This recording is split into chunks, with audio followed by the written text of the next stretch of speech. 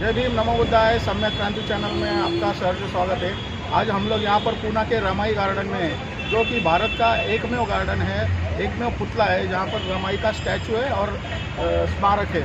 तो यहाँ पर आने की जो वजह है वो बहुत ही अलग है। हमारे साथ माननीय चंद्रबोधी जी पाटिल है, जो भारतीय बौद्ध महासभा के राष्ट्रीय अध्यक्ष है और पिछले 40 साल से वो इस मूवमेंट को चला रहे हैं। भारतीय बौद्ध महासभा के माध्यम से बाबा साहब का जो सपना है वो पूरा करने के लिए भगवान गौतम बुद्ध ने जो बौद्ध धम्म दिया, उसका धम्म का प्रचार प्रसार करने के लिए और भारत में शांति प्रस्थापित करने के लिए बाबा साहब का मिशन, बाबा साहब के विचार आगे बढ़ाने के लिए काम कर रहे हैं।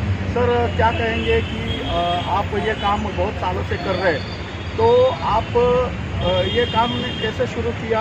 आपको इस काम में क्या क्या कैसे अच्छा मतलब आपने इस काम में क्या क्या अच्छा काम किया है और आपको क्या क्या अड़चने आते हैं, उसके लिए आप क्या काम कर रहे हैं, तो क्या कहेंगे इसके बारे में?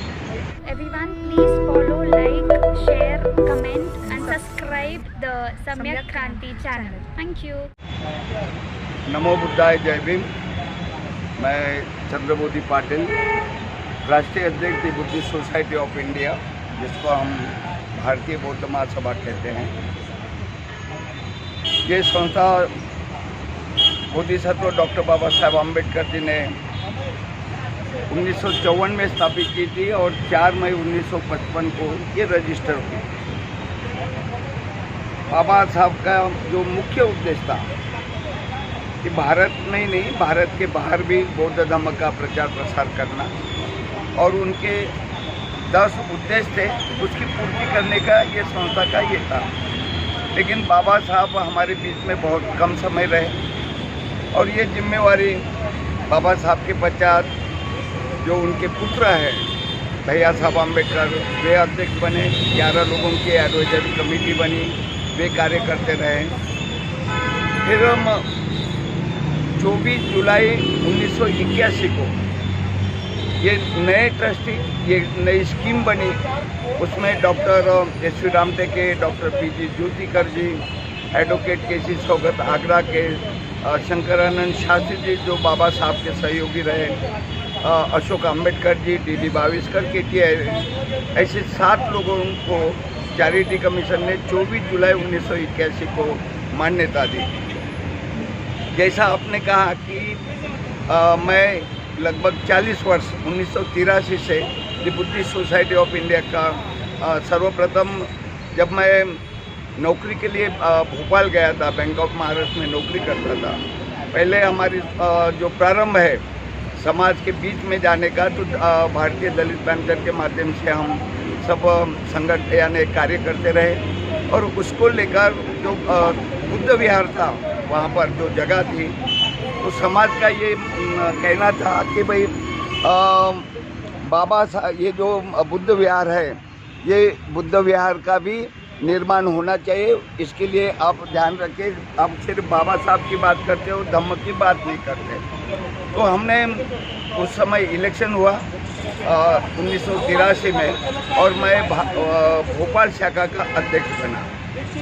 बैंक में कार्य करते करते ये संस्था का कार्य निरंतर करते रहा। फिर कई इंटरनेशनल हमने सम्मेलन किए हैं, राष्ट्रीय स्तर के सम्मेलन हुए हैं। तो ये जो हमारा कारवा आगे बढ़ते गया और विशेषतः जो एम्प्लॉयज़ लोग थे बैंक के और सेंट्रल गवर्नमेंट के, ये उनका साथ मिला हमको और बुद्धिस्ट सोसाइटी का कार्य यानी आगे चलते रहा। तो फिर संगठन सचिव और 1981 में या 2001 में मुझे दिवंगत ट्रस्टी डॉक्टर एस.वी. रामटेके जी, डॉक्टर पी.जी. ज्योतिकर जी और एडवोकेट के.सी. सौगत जी, ये तीनों ट्रस्टियों ने मुझे राष्ट्रीय अध्यक्ष नियुक्त किया। और एक ट्रस्टी भी जो चेंज रिपोर्ट हमारे अभी पेंडिंग है 2001 की, वो उसके माध्यम से मुझे ट्रस्टी भी बनाया गया। तो इस तरह से ये जो कार्य है, और मुझे ये कहने में बड़ी खुशी होती है जो जिम्मेवारी मुझ पर, जो विश्वास ट्रस्टियों ने मुझ पर सौंपा था, उस विश्वास को कायम करते हुए आज भारत में 26 प्रदेशों में हमारी बुद्धिस्ट सोसाइटी की शाखाएं हैं। और यही नहीं, पिछले वर्ष हमने लेह लद्दाख में जाके हमने शाखा का गठन किया। ये तो अलग बात है, जो पूर्वोत्तर जो प्रदेश है भारत का, वो जो हम हीनयान, महायान, जो अलग अलग रूप में ये कहते हैं, लेकिन हम उनके पास नहीं गए। आखिर में वे हमारे बुद्धिस्ट है, हमारे भाई है। तो हमने ये प्रयास किया लेह लद्दाख में, और वहाँ पे शाखा खुली। तो जो अपने लद्दाख बुद्धिस्ट एसोसिएशन है, लद्दाख गुम्पा एसोसिएशन है, जो लामा लोगों का है, वे सब लोग हमारे आजीवन सदस्य है। और उन्होंने ये कार्यालय भी दिया बुद्धिस्ट सोसाइटी के लिए। तो ये हम बहुत उपलब्धि हो। और हमारे अभी पूर्वोत्तर भाग है, सिक्किम है, त्रिपुरा है, अरुणाचल प्रदेश है, इधर इस साइड में हम संपर्क में है, और जल्दी वहाँ पर भी हम शाखा का गठन करेंगे। हमारा जो मुख्य उद्देश्य है धम्म का प्रचार प्रसार करना, और साथ साथ में दीक्षा समारोह जगह जगह उत्तर प्रदेश से लेकर हर प्रदेश में हमारा दीक्षा समारोह आयोजित किया जाता है। आपने जहाँ कहा कि भाई कुछ कठिनाई तो होती है, क्योंकि क्या है, ऐसे कुछ लोग हैं जो धम्म का काम नहीं करते, एक पॉलिटिकल रूप में एक गतिरोध पैदा करना चाहते हैं। लेकिन हमने जो हमारा जो बौद्ध बांधव है, उनका साथ हमको निरंतर मिलते जा रहा है, और इसी वजह से हम ये शाखा है, इतने 26 प्रदेशों में हम शाखा का गठन करने का ये किया है। दूसरी बात ये है कि हमारे बीच में जो, जैसा आपको विदित है कि हम 2015 में जो हमारे ट्रस्टी थे, अभी 4 ट्रस्टी, 2 इधर थे। अभी हमारा मतभेद की वजह से एडवोकेट सुभाष जौनझड़े जी और एडवोकेट बीके बर्वे जी। तो मैं ये पूना में आने का खास उद्देश्य है, ये तीसरा हमारी बैठक है, और ये मुझे बड़ा कहने में खुशी होती है कि जो हमसे अलग हो गए थे, हम साथ में मिलकर हम कार्य कर रहे हैं। उसी प्रकार आपको विदित होगा कि जो भीमराव अंबेडकर जी है, बाबा साहब के पुत्र, उनको भी हमने साथ लिया, उनको भी हमने ट्रस्टी बनाया। तो हम चाहते हैं कि जो भी धम्म का काम कर रहे हैं, बाबा साहब का परिवार है, उनको भी साथ में लेकर हम धम्म का कार्य करने। और ये जगह जगह यानी भारत में बहुत सारे प्रदेशों में ये बड़े बड़े आयोजन हो रहे हैं, और भीमराव जी हमारे साथ में रहते हैं। और अभी एडवोकेट बीके बर्वे जी और एडवोकेट सुभाष जौनझड़े जी अभी ये मेरे साथ है। हमारे अमर दीपांकर जी, अमर सहारे जी, जो हमारे नेशनल जनरल सेक्रेटरी है और ट्रस्टी भी है, हमारे छत्तीसगढ़ से आए हैं। हमारे एस आर कांडे जी, प्राध्यापक एस आर कांडे जी, ये ट्रस्टी है। हमारे बाजू में एडवोकेट भीमराव कामरे जी, ये हमारे भावी ट्रस्टी है। हमारे डॉक्टर राजाराम बडगे जी, जो पुणे के हैं, वे हमारे ट्रस्टी है। तो हमारे ऐसे 17 लोगों को हमने ट्रस्टी में लिया है, और मैक्सिमम 25। तो उसी के लिए हम ये बैठक के लिए यहाँ पर उपस्थित हैं। सर, हमने देखा है कि भारतीय बौद्ध महासभा के बहुत सारे अलग अलग गुट है। तो ये गुट भी बहुत सारे हैं, और ये जो माननीय राजरतन अंबेडकर जी है, वो भी एक बड़े गुट को चला रहे हैं भारतीय बौद्ध महासभा के माध्यम से। तो ये गुटबाजी की वजह से ये जो संगठन है, ये जो हमारा मिशन है, ये समाज है, बौद्ध धम्म का कार्य करते समय आपको कुछ अड़चनें भी आती होगी, या आपको मतलब कठिनाइयाँ आती होगी। तो आप इस बारे में क्या कहेंगे? देखिए, जैसा आपने संस्था में गुटबाजी की जो बात की है, पूर्व में जो मुख्य रूप से श्रीमती मीराताई अंबेडकर, जो बाबा साहब की पुत्रवधू थी, और बहू है कि मतलब है, उनका ये गुट चल रहा था, और हम साथ में अब हमने उनके पुत्र को लिया। आपको तो मालूम विदित ही है कि ये 34 वर्ष कोर्ट कचहरी होते हुए हाई कोर्ट सुप्रीम कोर्ट में हमारे पक्ष में निर्णय हुआ, और फिर भी हमने यानी भीमराव अंबेडकर जी को हमने साथ में लिया और उनको ट्रस्ट भी बनाया और राष्ट्रीय कार्याध्यक्ष भी बनाया। दूसरी बात है, अभी अभी जैसे मैंने बोला एडवोकेट सुभाष जौनझाड़े जी और बर्वे जी, अब हमारे इसमें कोई गुट नहीं। आपने जिनका नाम लिया है राज रत्न अंबेडकर का, मैं उसको गुटबाजी नहीं मानता, वो अलग गुट है करके मैं नहीं मानता, क्योंकि एक अकेला व्यक्ति पूरे भारत में समझ जाइए जहाँ वहाँ वो कार्य करता है, क्योंकि उनका ये बुद्धिस्ट सोसाइटी में कोई योगदान नहीं। उनके पिताजी थे अशोक अंबेडकर जी, उन्होंने डायरेक्ट हमसे बिना पूछे उनको राष्ट्रीय कार्याध्यक्ष बना दिया, और उनके जाने और ट्रस्टी भी, वो 6 ट्रस्टियों में से 3 ट्रस्टी उनके परिवार के हैं। अभी अशोक अंबेडकर जी नहीं रहे तो उनकी पत्नी वो भी ट्रस्टी में है, राजरत्न अंबेडकर और संदेश अंबेडकर, ये एक ही परिवार के 3 ट्रस्टी, और 3 लोग अपने मुंबई के ऑल इंडिया लेवल के आप संस्था कहते हैं, और मुंबई के मतलब सभी 6 ट्रस्टी वहाँ पर बने हैं, और जो एक अकेला व्यक्ति वो जगह जगह घूमता है। हमारे जैसे राष्ट्रीय कार्यकारिणी नहीं है, प्रदेशों की उनकी कोई समितियाँ नहीं है, तो मैं ये उनको गुट नहीं मानता। हाँ, बाबा साहब का यानी अंबेडकर उनके पीछे होने की वजह से, और लोग यानी उनको बुलाते हैं कि बाबा साहब का पंतु है, जगह जगह जाके वो कार्य करता है, ये ठीक बात है, लेकिन मैं नहीं मानता कि उनकी वजह से हमें कोई परेशानी है करके या कोई अड़चन है करके।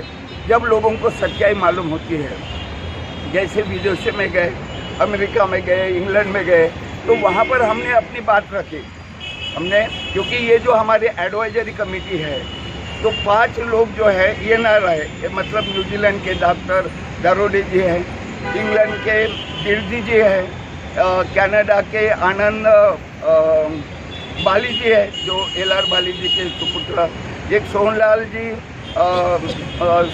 जी है, ये अपने जर्मनी के हैं, और एक जो भंते जी है पूजा भंते उपतिष्ठ जी, ये जापान के। ऐसे 5 हमारे जो है एडवाइजरी कमेटी में है, और हमारे माध्यम से अब बुद्धिस्ट सोसाइटी भारत में नहीं पूरे संसार में यानी विदेशों में भी ये बुद्धिस्ट सोसाइटी पहुंची है, और जो सच्चाई है उनको पता है कि भाई ये राजरत्न क्या व्यक्ति है, क्या करता है। भाई सिर्फ चेन रिपोर्ट देने से वो कोई अध्यक्ष और ट्रस्टी नहीं बन सकता, सिर्फ चेन रिपोर्ट दी है, ऐसा कोई ये नहीं होता है। तो मुझे नहीं लगता कि उनकी वजह से, लेकिन उनके पीछे आपने फेसबुक के माध्यम से देखा होगा या यूट्यूब के माध्यम से, उनके पीछे बहुत बड़े तादाद में लोग दिखाई देते हैं, और बहुत सारा काम करते हुए दिखते हैं, लोगों के बीच में जाते हुए दिखते हैं, सूट बूट में जाते हैं, अंग्रेजी में बात करते हैं, विविध देशों में जाते हैं और मिशन का काम बढ़ाने की बात करते हैं। तो ये सब क्या है फिर, ये सब कार्य चल रहा है, इसका क्या मतलब है? ये तो काबिलियत है उनकी। आपको तो विदित ही है कि वे भारत मुक्ति मोर्चा के जनरल सेक्रेटरी थे, वामन मेश्राम जी के उसमें वे ट्रेन हुए हैं, और 2015 में वे इधर बुद्धिस्ट सोसाइटी में आए। तो उनका क्या योगदान रहा? हमने जैसे कहा 34 साल हमने केस लड़ी है, उनका क्या एक पैसा तो भी दिया है एकदम आके कि भाई अशोक अंबेडकर के पुत्र करके मैं राष्ट्रीय उपाध्यक्ष, ऐसे परिवार के लिए तो संस्था नहीं बनाए। और ये आप देखा है कि परिवार का अगर रहता तो मीराताई जी हाई कोर्ट और सुप्रीम कोर्ट में नहीं हारते। तो ये कोई परिवार के लिए बाबा थे, ये समाज के लिए बनाए हुए हैं, और हम समाज के अंग, हम भी तो बाबा साहब के अनुयायी है ना। बाबा साहब के लिए सड़क पे आते हैं, सब कार्य करते हैं। तो आपने जो कहा है लोग सुनने के लिए तो आएंगे, क्यों नहीं आएंगे भाई? आप कोई भी कार्यक्रम कीजिए, लोग आएंगे। इसका अर्थ ये नहीं है कि भाई वो उनके कोई फॉलोअर्स है करके। अब हमारा जैसा दीक्षा समारोह हर स्टेट में हो रहा है, हर स्टेट में हमारी राष्ट्रीय कार्यकारिणी है, उनकी कहाँ पर है? अकेला व्यक्ति जगह जगह वो घूम रहा है, उनके कहाँ उनके कार्यकर्ता है, कहाँ साथ में घूमते हैं? एक ही नाम उनका दिखता है, राजरत्न अंबेडकर। तो हम नहीं बोलते कि भाई हमारे लिए ऐसे उनकी कोई अड़चन पैदा हो रही है, ऐसा नहीं। और लोगों को अभी धीरे धीरे सब पता चल समझ जाए। अगर आने वाले समय में वो आपके साथ काम करना चाहेंगे तो आप देखिए, हमने इसके पूर्व भी प्रयास किया है। प्रयास इसलिए, जब अशोक आम्बेडकर जी जीवित थे, वे रामदास आठवले जी के पास गए कि मेरे बेटे को, यानी रामदास आठवले जी के पास इसलिए जाते थे कि जब भी उनको अड़चन पैदा होती थी, पैसे की आवश्यकता होती थी, आठवले साहब के पास वो बराबर जाते थे। वे गए कि मेरे बेटे को यानी ट्रस्टी बनाना है। हमने बोला ठीक है। आठवले साहब का फ़ोन आया कि भाई वो चाहते, पैसा भी चाहते, 2 लाख चाहिए। तो हमने बोला नहीं भाई, 1 लाख रुपए देंगे, और 50,000 में लेकर भी आया था। सब बातें हो गई। एडवोकेट बीके बर्वे जी ने कहा, क्योंकि वो मैक्सिमम 7 ट्रस्टी है, तो जगह नहीं थी, तो फिर भी बर्वे जी ने कहा कि मैं इस्तीफा देता हूँ, मेरी जगह राज रत्न को लीजिए। सब बातें हो गई उनके अनुसार है, लेकिन उन्होंने एकदम से पैतरा बदला कि नहीं, मुझे 7 ट्रस्टियों में से 4 ट्रस्टी मेरे चाहिए। अरे तुम्हारा कोई योगदान नहीं इस संस्था में, फिर भी तुम्हारे पिताजी है और तुम आपको भी ले रहे हैं, इसके बावजूद आप बोलते कि 4 ट्रस्टी चाहिए बिना इसके। तो जिन्होंने इतने वर्षों से ये संस्था को आगे बढ़ाने में कार्य किया है, वे कहाँ जाएंगे 4 ट्रस्टी वो देने के बाद। इसलिए हमारा वो जो है प्रयास निष्फल रहा। जो अपने हर्षवर्धन ढोके नागपुर के, उन्होंने भी प्रयास किया था। नागपुर में हम रात के 1 बजे तक इंतजार करते रहे, वे नहीं आए। तो मुझे नहीं लगता कि उनकी इच्छा है हमारे साथ आने की। तो अगर कोई प्रयास करे तो स्वागत है। मेरा आखिरी सवाल है, अभी हम लोग देख रहे हैं कि मेन स्ट्रीम मीडिया है वो हमारे साथ नहीं है, कोई भी कवरेज नहीं देता है। हमारे बड़े बड़े प्रोग्राम होता है वो कवरेज नहीं देता है, हमारे बारे में लोगों को जानकारी नहीं देता है, बुद्ध के बारे में, बाबा साहब के बारे में जानकारी नहीं देता है। और सोशल मीडिया के जो लोग हैं, जो चैनल है, वो बढ़ा चढ़ा के हमारे लोगों की कवरेज देता है, हमारे न्यूज़ देता है, हमारे समाचार देता है। तो इसके बारे में क्या कहेंगे? देखिए, ये तो सही बात है कि हमारे जो नेशनल चैनल है, वे हमारे गतिविधियों के बारे में, हमारे कार्य के बारे में कभी दखल नहीं देते हैं, हमारी न्यूज़ भी नहीं देते। लेकिन अब जो है वो बदल गया है। अभी व्हाट्सएप और फेसबुक का ज़माना आया हुआ है, यूट्यूब का ज़माना आ गया है। तो आपके जैसे ये सम्य क्रांति जैसे आपका चैनल है, नागपुर में आवाज़ इंडिया है, अपना लॉर्ड बुद्धा है, और ऐसे बहुत सारे यूट्यूब चैनल हुए, दिल्ली में है, उत्तर प्रदेश में है।